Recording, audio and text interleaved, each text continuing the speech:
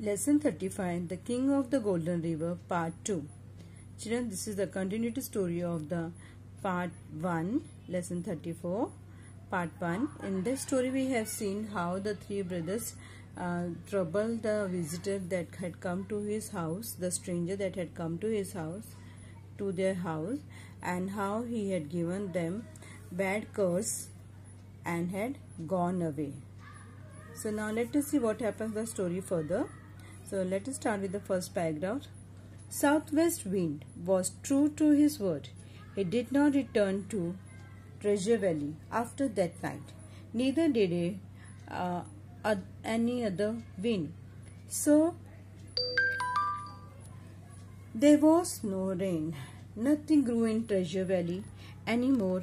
The brothers made no profit. So now the Southwest Wind, he had left his name on the table. So now he was true to his word. उसने जो बोला था उसने वही किया. वो कभी भी वहां पे वापस नहीं आया. और जो ब्लैक ब्रदर्स की जमीन थी, जो ट्रेजर वैली जिसका बहुत नाम था, वो एकदम खराब हो चुकी थी. सब कुछ वहां पे सब कुछ सड़ गया था.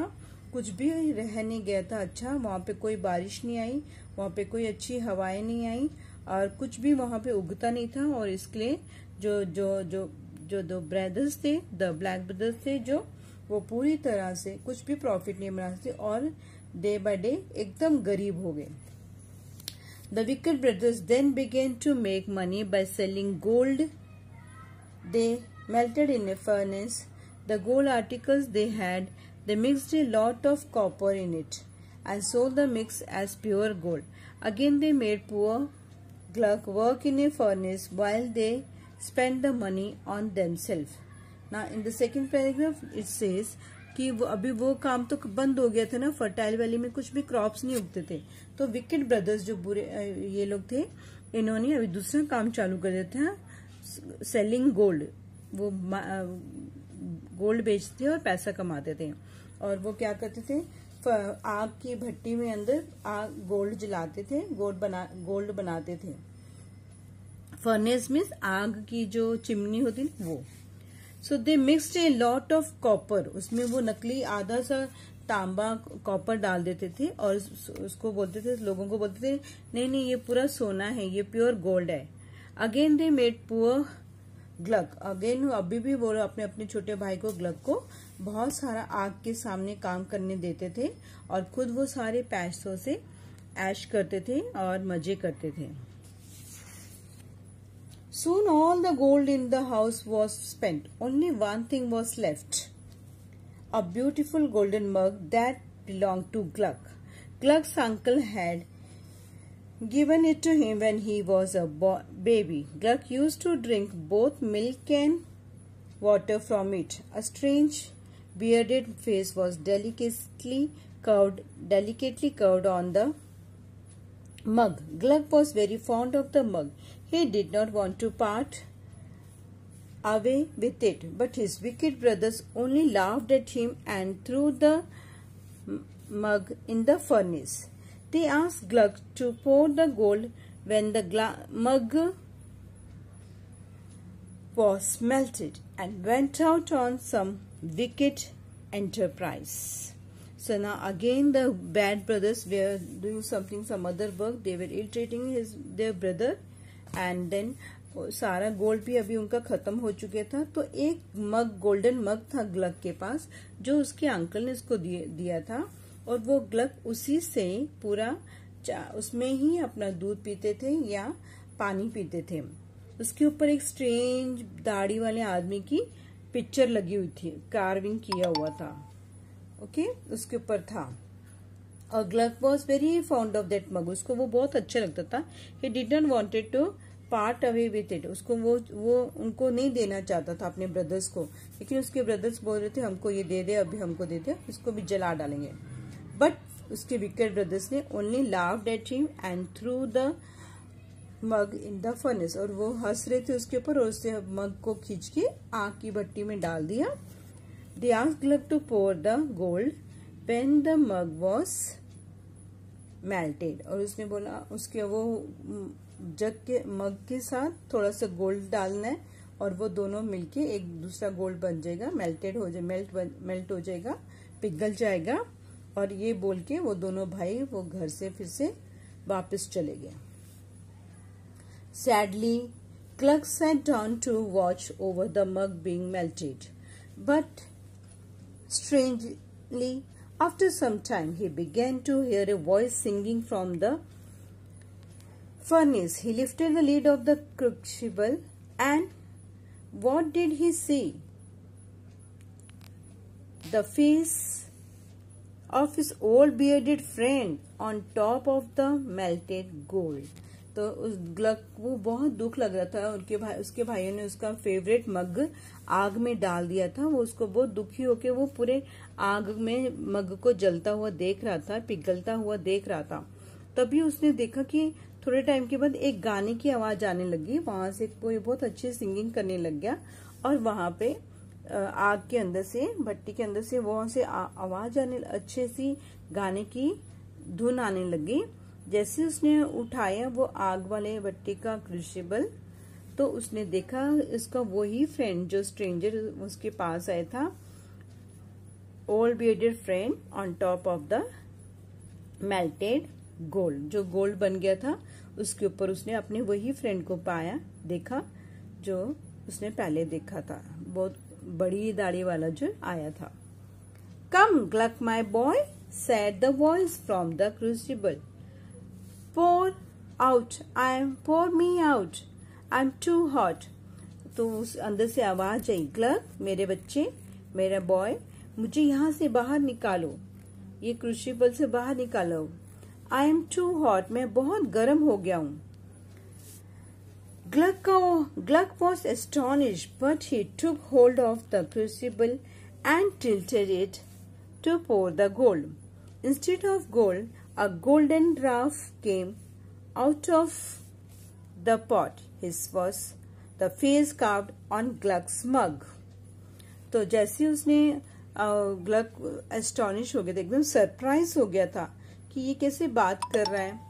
But he took hold of the crucible, और उन्होंने वो उसका होल्ड उठाया और देन उसने उसके ऊपर गोल्ड डाल दिया। तो जैसे उसने मग के क्रूसिबल में गोल्ड डाल दिया, इंस्टेड ऑफ गोल्ड तो आया नहीं बनके, लेकिन अ गोल्डन ड्राफ्ट, इस सोने का छोटा सा ड्राफ्ट मतलब बोने आदमी लोग, जो बोने लोग होते हैं ना, छोटे साइज के लोग, बोने लोग, उनको ड्राफ्ट बोलते, DWARF, draft, W is silent here। So draft came out of the pot. His was the face carved on Gluck's mug.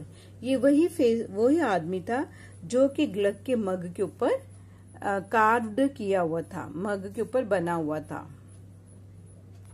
So the golden draft told that if you put 3 drops of holy water into the river, the whole river will turn into gold।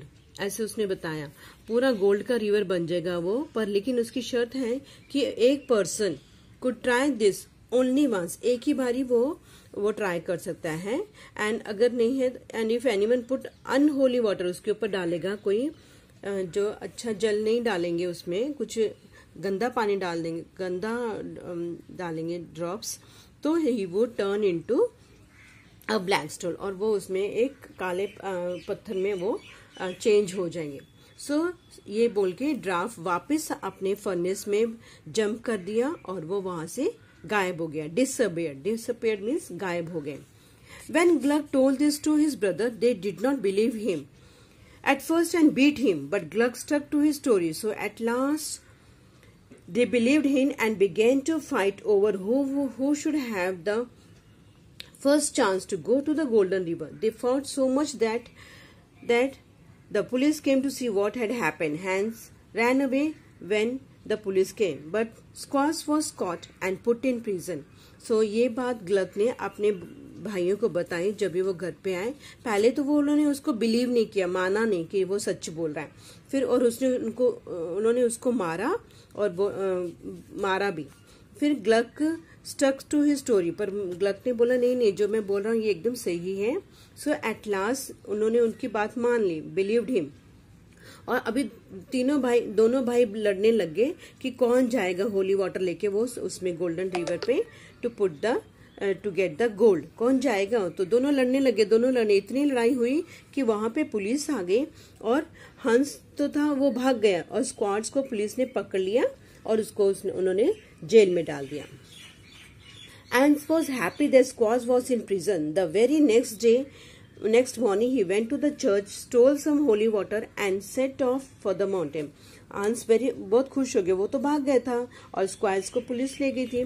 वो बहुत खुश हो गया था। उसने दूसरे दिन सुबह में वो चर्च में गया, वहां से होली वाटर को चुरा के लेके आया और अपने मिशन के लिए चल पड़ा और पहाड़ियों के ऊपर चल गया, जा रहा था कि वहां से जाके वो माउंटेन टॉप में रिवर के ऊपर 3 ड्रॉप्स डालेगा तो उसको सारा गोल्ड मिलेगा, ऐसे उसने सोचा।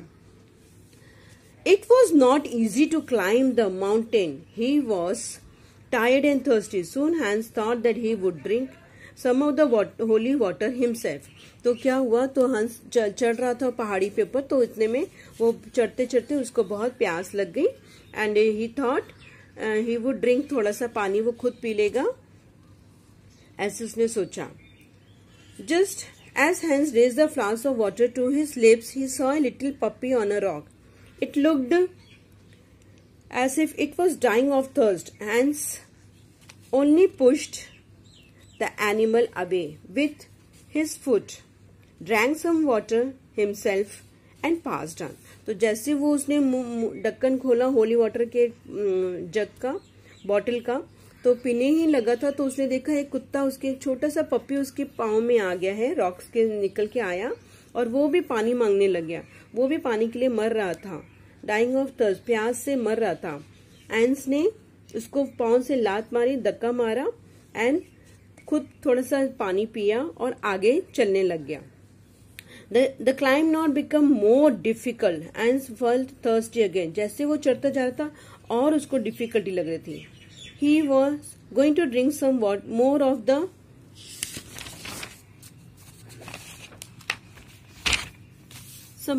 the water when he saw a little child on a rock ahead of him. The child was lying lifeless, its lips parched and burning. Ignoring the child, Hans drank some more water himself and passed on. तो अभी फिर उसके आगे पहाड़ी पे जब वो चलने लग गया तो वो और रास्ता हार्ड होता गया। जैसे जैसे वो ऊपर और चढ़ता, फिर उसने देखा एक छोटे से कॉर्नर के वहां पे पत्थरों पे एक बच्चा बैठा हुआ था जो भी बहुत प्यासा था और मर रहा था और उसके लिप्स सूख गए थे, पाज्ड हो गए थे और उसकी बॉडी पूरी तप रही थी। पर लेकिन हंस ने उसको ध्यान भी नहीं दिया, इग्नोर कर दिया, इग्नोरिंग द चाइल्ड, एकदम उसको ध्यान नहीं दिया। एंड हंस ड्रैंक सम मोर वाटर, आपने उसमें बॉटल में से उसने और पानी पिया और वो आगे बढ़ने लग गया and passed on. The climb had now become very very difficult. Somehow Hans reached the top of the mountain from where the golden river sprang. A faint cry fell on his ear. Then he saw a weak old man stretched on a rock. Water. The man said, "Water, I am dying." तो फिर जैसे वो ऊपर चढ़ा, पहुंच गया ऊपर mountain के टॉप पे और पानी वो जैसे डालने लगा था, उसने देखा एक आदमी एक पत्थरों के साथ में गिरा हुआ पड़ा है।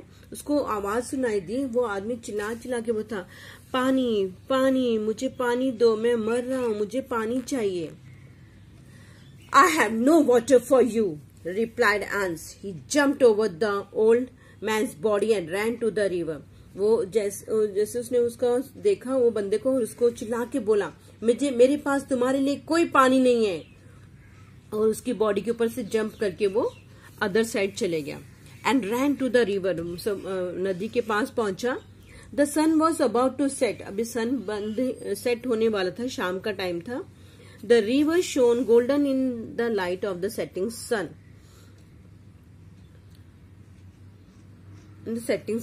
and threw the flasks of holy water into the river. But alas, the river did not turn to gold. Instead, there was only a black stone where Hans stood. तो उसने क्या किया, उसने वो आदमी को धक्का मार दिया, बूढ़े आदमी को, और फटाफट जाके, जैसे ही शाम के टाइम समुन्द्र जा रहा, सन सेट हो रहा था, सन ढल रहा था शाम के टाइम पे, और समुन्द्र की लहरें पूरी, नदी की लहरें पूरी गोल्डन थी। वो उसने जैसे उसके ऊपर पानी डालने की कोशिश की, वो जैसे उसने पानी होली वाटर डालने की कोशिश की, पानी डाला तो पूरा नदी गोल्ड तो हुआ ही नहीं, लेकिन did not turn to gold, लेकिन जो वो खुद था वो एक काला पत्थर बनके वहां पे पड़ा रह गया। When Squaws returned from the prison, he took some of Gluck's money and brought some holy water from a bad priest and set out for the golden river. Now अभी हंस तो पत्थर बन गया था। Now Squaws जब वो jail से छूटा तो उसने ग्लक से थोड़े से पैसे लिए और एक बुरे पंडित से जाके थोड़ा सा होली जल खरीद के लेके आया और वो गोल्डन रिवर की तरफ चल पड़ा। अभी ये भी when climbing the mountain, Squaws too saw the fair child, उसको भी वो बच्चा मिला, dying of thirst and passed on without giving him water, और उसको भी वो बच्चा मिला जो पानी मांग रहा था, पर इसने भी उसको भी पानी नहीं दिया और आगे चले गया। As he had climbed a little higher, he saw his own brother Hans stretched on a rock, asking for water, but the wicked Squaws only laughed aloud and went on without giving him any water. Alas, when he cast the flask into the stream, he too was turned to stone.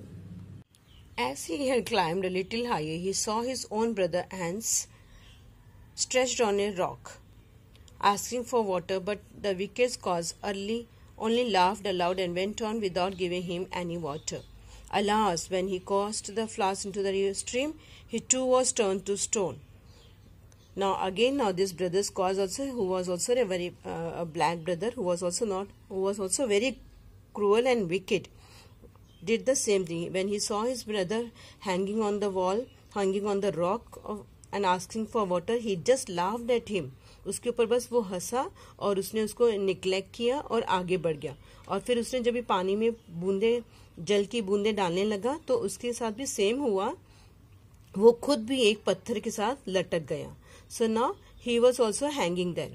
Gluck waited and waited for his brother, but they did not return. यहाँ पे अभी Glück अपने घर में अपने भाइयों के लिए रोज वेट करता था कि मेरे भाई कभी न कभी आएंगे, but they did not return. वो कभी नहीं आए।